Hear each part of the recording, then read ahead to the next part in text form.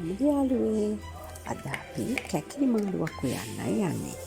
කැකිලි ගෙඩිය හොදගෙන මෙන්න මේ වගේ කැබලි වලට කපා ගන්න.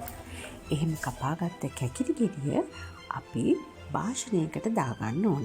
අපි උයන්න ගන්න නැටි බඳුනකට හරි වෙන පෑන් එකකට හරි අපි දාගන්නවා.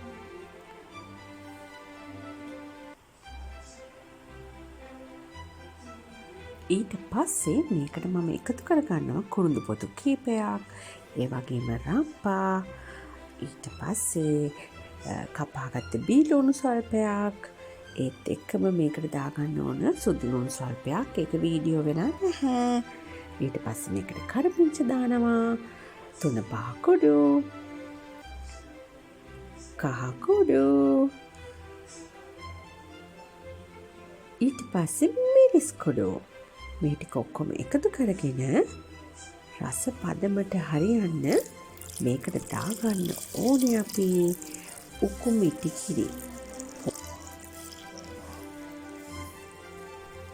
මේකට දාගන්නවා අපි රසයට හරියන්න ලුණු ස්වල්පයක්. ලුණු දාගෙන මේක ලිපේ තියාගන්න තියෙන්නේ. බුබුලු නැක නැක ඉදෙනවා කැකිරි.